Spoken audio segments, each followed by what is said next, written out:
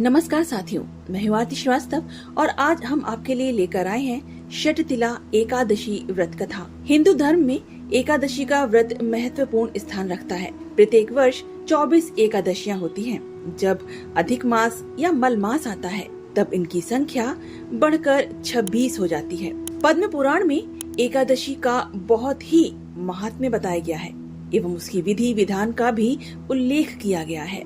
माघ मास के कृष्ण पक्ष की एकादशी को षटतिला एकादशी कहते हैं। 6 कामों में तिल का उपयोग करने के कारण ये एकादशी षटतिला कहलाती है, जो सब पापों का नाश करने वाली है। आइए अब हम सुनते हैं इसकी कथा। भगवान श्री कृष्ण के श्रीमुख से एकादशियों का महात्म्य सुनकर श्रद्धा पूर्वक उन्हें प्रणाम करते हुए अर्जुन ने कहा, हे केशव, आपके श्रीमुख से एकादशियों की कथाएं सुनकर मुझे असीम आनंद की प्राप्ति हुई है। हे मधुसूदन, कृपा करके अन्य एकादशियों का महात्म्य सुनाने की भी अनुकंपा करें। हे अर्जुन, अब मैं माघ मास के कृष्ण पक्ष की षटतिला एकादशी व्रत की कथा सुनाता हूँ। एक बार दालभ्य ऋषि ने पुलस्त्य ऋषि से पूछा, हे ऋषि श्रेष्ठ, मनुष्य मृत्यु लोक में ब्रह्म हत्या आदि महापाप करते हैं और दूसरे की धन की चोरी तथा दूसरे की उन्नति देखकर ईर्ष्या आदि करते हैं। ऐसे महान पाप मनुष्य क्रोध, ईर्ष्या, आवेग और मूर्खता वश करते हैं और बाद में शोक करते हैं कि हाय, ये हमने क्या किया। हे महामुनि, ऐसे मनुष्यों को नरक से बचाने का क्या उपाय है? कोई ऐसा उपाय बताने की कृपा करें जिससे ऐसे मनुष्यों को नरक में जाने से बचाया जा सके, अर्थात उन्हें नरक की प्राप्ति ना हो। ऐसा कौन सा दान पुण्य है जिसके प्रभाव से नरक की यातना से बचा जा सकता है? इन सभी प्रश्नों का हल आप कृपा पूर्वक बताइए। दालभ्य ऋषि की बात सुनकर पुलस्त्य ऋषि ने कहा, हे मुनि श्रेष्ठ, आपने मुझसे अत्यंत गूढ़ प्रश्न पूछा है। इससे संसार में मनुष्यों का बहुत लाभ होगा।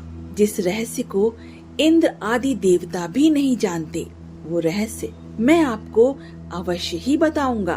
माघ मास आने पर मनुष्य को स्नान आदि से शुद्ध रहना चाहिए और इंद्रियों को वश में करके तथा काम, क्रोध, लोभ, मोह, ईर्ष्या तथा अहंकार आदि से सर्वथा बचना चाहिए। पुष्य नक्षत्र में गोबर, कपास, तिल मिलाकर उपले बनाने चाहिए। इन उपलों से 108 बार हवन करना चाहिए। जिस दिन मूल नक्षत्र और एकादशी तिथि हो तब अच्छे पुण्य देने वाले नियमों को ग्रहण करना चाहिए। स्नान आदि नित्य कर्म से देवों के देव भगवान श्री हरि का पूजन व कीर्तन करना चाहिए। एकादशी के दिन उपवास करें तथा रात को जागरण और हवन करें।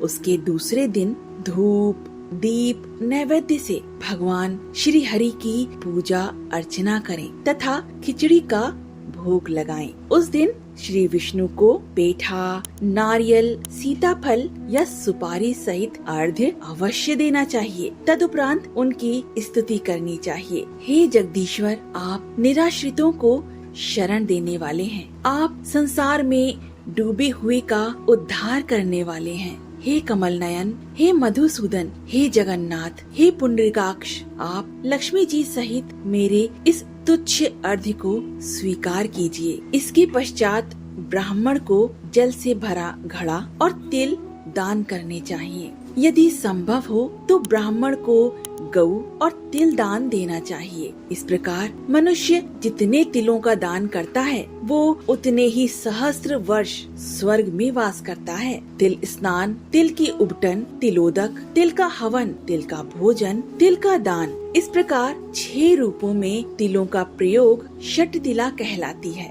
इससे अनेकों प्रकार के पाप नष्ट हो जाते हैं। इतना कहकर पुलस्त्य ऋषि ने कहा, अब मैं एकादशी की कथा सुनाता हूँ। एक बार नारद मुनि ने भगवान श्री हरि से षटतिला एकादशी का महात्म्य पूछा। वो बोले, हे प्रभु, आप मेरा प्रणाम स्वीकार करें। षटतिला एकादशी के उपवास का क्या पुण्य है, कृपा करके मुझसे कहिए।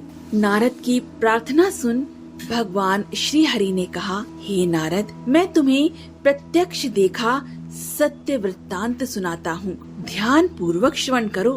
बहुत पहले मृत्युलोक में एक ब्राह्मणी रहती थी। वो सदा व्रत उपवास किया करती थी। एक बार वो 1 मास तक उपवास करती रही। इससे उसका शरीर बहुत कमजोर हो गया। वो अत्यंत बुद्धिमान थी। फिर उसने कभी भी देवताओं तथा ब्राह्मणों के निमित्त अन्न आदि का दान नहीं किया। मैंने चिंतन किया कि इस ब्राह्मणी ने उपवास आदि से अपना शरीर तो पवित्र कर लिया है तथा इसको वैकुंठ लोक भी प्राप्त हो जाएगा, किंतु इसने कभी अन्न दान नहीं किया है। अन्न के बिना जीव की तृप्ति होना कठिन है। ऐसा चिंतन कर मैं मृत्यु लोक में गया और उस ब्राह्मणी से अन्न की भिक्षा मांगी। इस पर उस ब्राह्मणी ने कहा, हे योगी राज, आप यहाँ किस लिए पधारे हैं? मैंने कहा, मुझे भिक्षा चाहिए। इस पर उसने मुझे एक मिट्टी का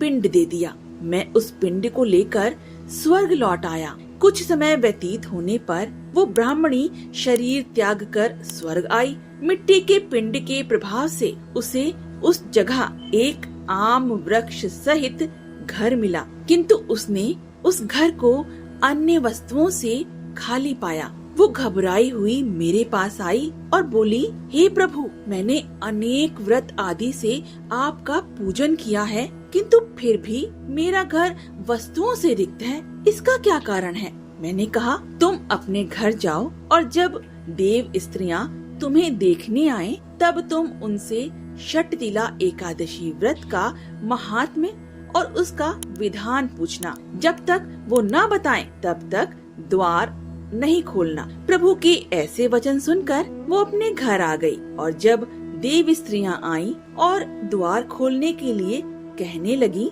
तब उस ब्राह्मणी ने कहा, यदि आप मुझे देखने आई हैं, तो पहले मुझे षटतिला एकादशी का महात्म्य बताइए। तब उनमें से एक देव स्त्री ने कहा, यदि तुम्हारी यही इच्छा है तो ध्यान पूर्वक श्रवण करो। मैं तुमसे एकादशी व्रत और उसका महात्म्य विधान सहित कहती हूँ। जब उस देव स्त्री ने षटतिला एकादशी का महात्म्य सुना दिया, तब उस ब्राह्मणी ने द्वार खोल दिया। देव स्त्रियों ने ब्राह्मणी को सब स्त्रियों से अलग पाया। उस ब्राह्मणी ने भी देव स्त्रियों के कहे अनुसार षटतिला एकादशी का उपवास किया और उसके प्रभाव से उसका घर धन धान्य से भर गया। अतः हे पार्थ, मनुष्यों को अज्ञान त्याग कर षटतिला एकादशी का उपवास करना चाहिए। इस एकादशी व्रत के करने वाले को जन्म जन्म की निरोगता प्राप्त हो जाती है। इस उपवास से